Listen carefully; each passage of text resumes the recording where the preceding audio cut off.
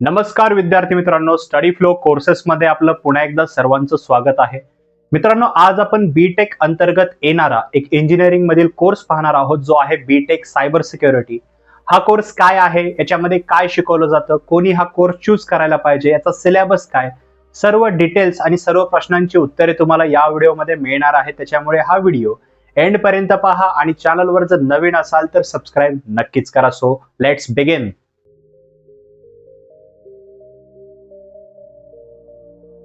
तर मित्रांनो, सर्वप्रथम पाहूया की हा कोर्स काय आहे. तर जसं नाव याचं आहे सायबर सिक्युरिटी. याच्यामध्ये जे कम्प्युटर नेटवर्क्स असतात, जे थेफ्ट्स असतात, जे सॉफ्टवेअर असतात, हार्डवेअर असतात, त्याला हॅकर्स पासून वाचवणं, त्याच्यामध्ये जी वल्नरेबिलिटी असते त्याला दूर करणं, म्हणजे ज्या त्रुटी असतात त्याला दूर करून सिस्टीमला अजून स्ट्रॉंग बनवणं, या सर्व गोष्टींचा अभ्यास तुम्हाला या कोर्समध्ये शिकवला जातो. या कोर्सचा कालावधी तुम्हाला 4 वर्षाचा पहिलाच भेटतो. हा एक अंडर ग्रॅज्युएट कोर्स आहे आणि हा रेग्युलर बेसिसमध्ये अवेलेबल आहे.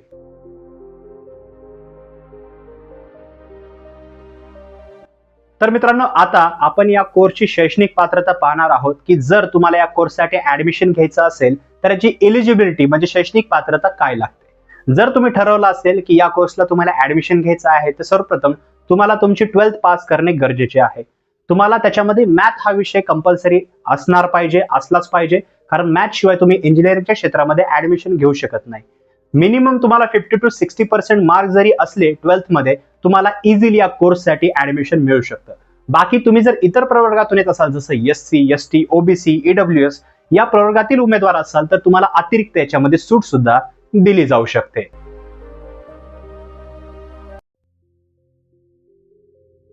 तर मित्रांनो, आता आपण या कोर्सची ऍडमिशन प्रोसेस पाहणार आहोत. जर तुम्ही ठरवलं असेल की या कोर्सला ऍडमिशन घ्यायचं आहे, सर्वप्रथम तुम्हाला तुमची शैक्षणिक पात्रता जी आहे ती चेक करायची आहे. जर तुम्ही एलिजिबल असाल तर सर्वप्रथम जे आहे तुम्हाला कॉलेज सिलेक्ट करावं लागेल. याचे कॉलेज आपण पुढे पाहणार आहोत. ज्यावेळेस तुम्ही कॉलेज सिलेक्ट करता, आता त्या कॉलेजवर डिपेंड आहे की तिथे ऍडमिशन कशा प्रकारे चालते. एक असतं डायरेक्ट ऍडमिशन, दुसरं असतं मेरिट बेस्ड ऍडमिशन.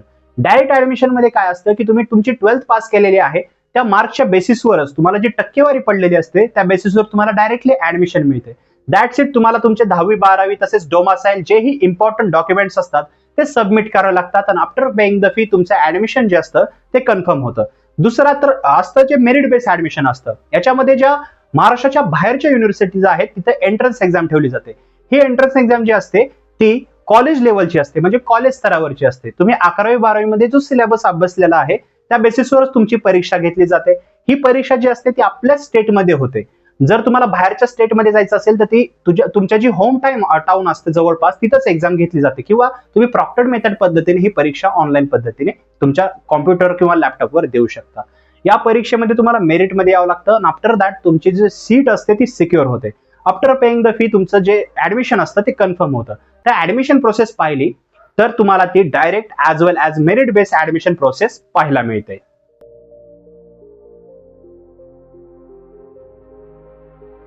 तर मित्रांनो, आता आपण याच्या कालावधीबद्दल पाहणार आहोत. मित्रांनो, याचा कालावधी तुम्हाला 4 वर्षाचा पाहायला मिळतो. हा जो कोर्स आहे तो तुम्हाला रेग्युलर बेसिसमध्ये पाहायला मिळतो. रेग्युलर बेसिस काय आहे तर काही कोर्सेस डिस्टन्स मध्ये तुम्हाला करता येतात, म्हणजे एक्सटर्नल विद्यार्थी, काही जणांना जॉब असतो, काही जणांना वर्क असतं किंवा कॉलेज रेग्युलर करता येत नाही. पण असा हा कोर्स नाहीये. तुम्हाला रेग्युलर कॉलेजमध्ये जाऊन हा कोर्स कम्प्लीट करावा लागतो. 4 वर्षामध्ये तुम्हाला 8 सेमिस्टर पाहायला भेटतात. एका वर्षामध्ये 2 सेमिस्टर असतात. 6 महिन्याला एक सेमिस्टर कॉलेज तर्फे कंप्लीट केलं जातं, म्हणजे तो रूल असतो किंवा जे फॉलो केले जातात रूल्स त्या प्रकारे 6 महिन्यामध्ये एक सेमिस्टर कंप्लीट केलं जातं. सेमिस्टर वाईज सिलेबस पाहायला मिळतो. सिलेबस आपण पुढे पाहूया. हा सिलेबस कंप्लीट केला जातो. याच्यामध्ये तुमचे प्रॅक्टिकल्स, थेअरी, तुमचा वायवा, त्याचबरोबर ज्या मेन एक्झाम्स असतात त्या होतात. एक ना एक विषय तुम्हाला क्लिअर करावा लागतो आणि क्लिअर केल्यानंतर ज्यावेळेस तुम्ही 4 वर्ष कंप्लीट करता, आफ्टर 4 इयर्स तुम्हाला तुमचे डिग्रीचे सर्टिफिकेट मिळते. हे डिग्रीचे सर्टिफिकेट तुम्ही जे आहे गव्हर्नमेंट एक्झामला अपेअर होण्यासाठी, तसेच प्रायव्हेट सेक्टरमध्ये जॉब मिळवण्यासाठी, किंवा तुम्ही जे आहे हायर एज्युकेशन साठी सुद्धा जाऊ शकता, तर याचा वापर करू शकता. जॉब्स त्याचबरोबर सिलेबस आपण फर्दर पुढे पाहणार आहोत.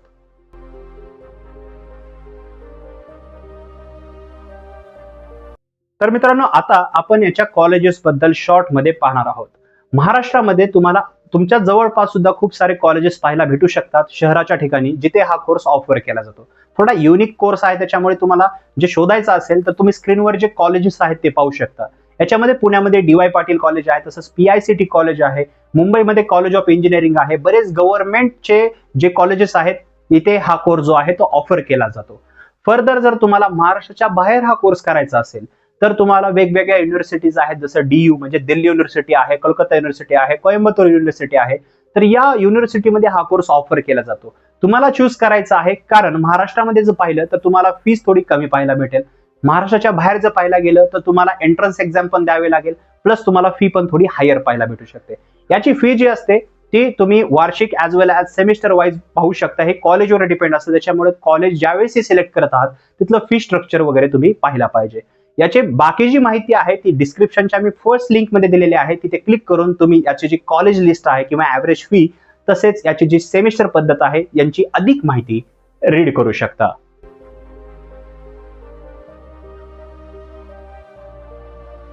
तर मित्रांनो, आता आपण या कोर्सचा सिलेबस पाहणार आहोत आणि सिलेबस ज्यावेळेस तुम्ही पाहाल तुम्हाला क्लिअरन्स मिळून जाईल की 4 वर्षामध्ये तुम्हाला कोणकोणते सिलेबस मध्ये कोणकोणते विषय जे आहे ते शिकवले जाणार आहेत. बाकी तुम्ही पूर्ण सिलेबस जो आहे तो डिस्क्रिप्शनच्या फर्स्ट लिंकला क्लिक करून किंवा याचे मुख्य विषय तिथे रीड करू शकता. तर याच्यामध्ये जेही विषय तुम्हाला पाहायला भेटतात, जसं की तुम्ही स्क्रीनवर पाहू शकता, यामध्ये तुम्हाला calculus, algebra and differential equations, तसेच science, fundamentals of electronics, community connect, तसेच communication skills, object oriented programming with Java, cryptography, network security, operating systems, artificial intelligence, Linux programming, तसेच वेब टेक्नॉलॉजीज, रिस्क मॅनेजमेंट अशा प्रकारचे वेगवेगळे subject जे आहेत ते अभ्यासायला मिळतात.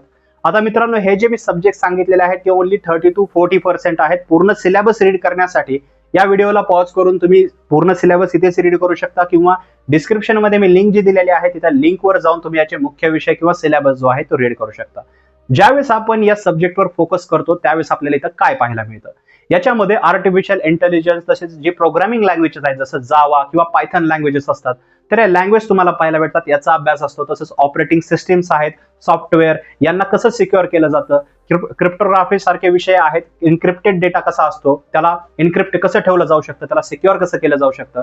तर या सर्व विषयांचा अभ्यास तुम्हाला या 4 वर्षामध्ये पाहायला मिळतो. बाकी इतर माहिती रीड करण्यासाठी डिस्क्रिप्शनची लिंक जी आहे ती चेकआउट करायला विसरू नका.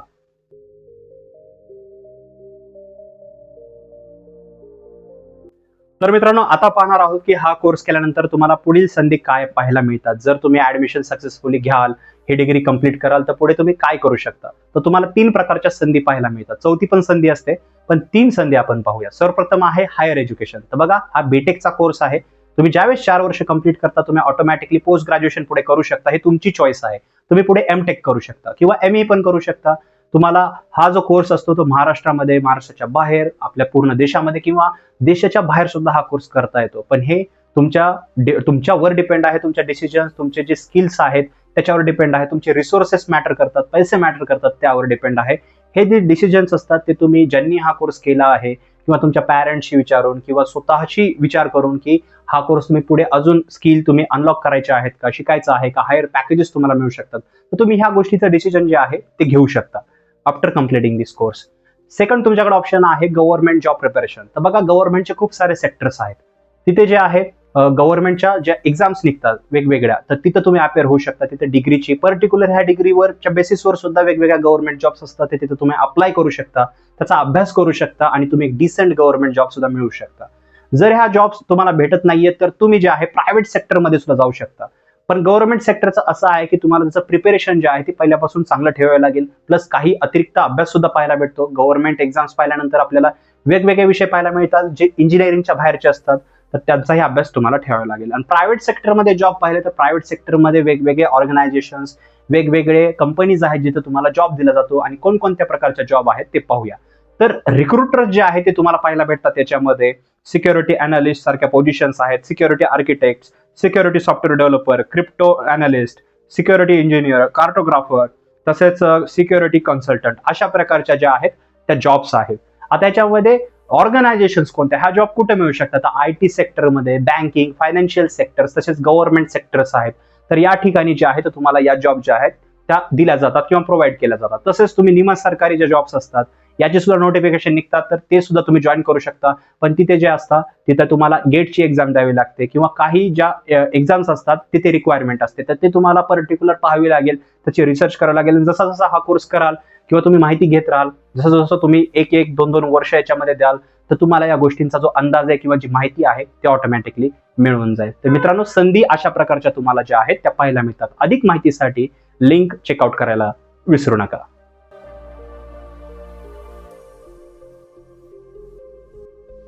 तर मित्रांनो, आता पाहूया की हा कोर्स का आणि कोणी निवडावा. सर्वप्रथम त्या विद्यार्थ्यांना ज्यांना सायबर सिक्युरिटीमध्ये खूप इंटरेस्ट आहे, ज्यांना सायबर अनालिस्ट बनायचं आहे किंवा इथिकल हॅकिंग सारखे जे विषय आहेत ते करायचे आहेत.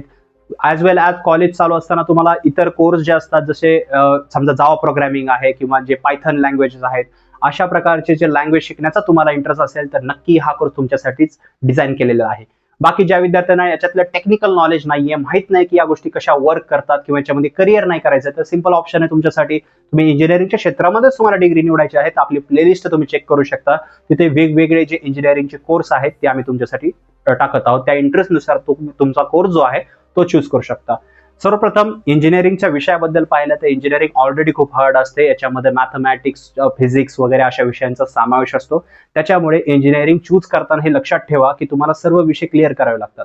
कारण ज्यावेळेस इंजिनिअरिंगला एखादा विद्यार्थी ऍडमिशन घेतो तर त्याचं तिथं सर्व्हाइव्ह करणं खूप अवघड होऊन जातं. विषय जातात, केटी असते, वायडी पडलं जातं. तर हे असे विषय होऊ नये यासाठी तुमचा इंटरेस्ट जो आहे त्यानुसार तुम्ही हाच नाही कोणताही कोर्स तुम्ही इंटरेस्ट नुसार जे आहे चूज करू शकता. बाकी तुमचं जर सायन्स बी आहे तर तुम्ही इंजिनिअरिंगच्या क्षेत्राबाहेर BSc सारखे जे आहे स्ट्रीम निवडून तुम्ही इतर कोर्स बी करू शकता. किंवा तुम्हाला आवड असेल तर तुम्ही वेगवेगळे BCom किंवा BA किंवा जे आर्ट्स असेल, कॉमर्स असतील, मॅनेजमेंट असेल, इथलेही कोर्स तुम्ही चूज करू शकता. सर्व कोर्सची माहिती, प्लेलिस्ट तसेच आपल्या वेबसाईट studyflowcourses.in या वेबसाईटवरती मिळून जाईल. बाकी मित्रांनो, या व्हिडिओबद्दल किंवा या कोर्सबद्दल तुमचे काही प्रश्न असतील तर खाली कॉमेंट सेक्शनमध्ये विचारा. व्हिडिओ आवडला असेल तर लाईक करा, इतरांबरोबर शेअर करा आणि चॅनलवर जर नवीन आलेला असाल तर सबस्क्राईब करायला विसरू नका. मी मिळतो तुम्हाला पुढच्या व्हिडिओमध्ये. तोपर्यंत थँक्स फॉर वॉचिंग.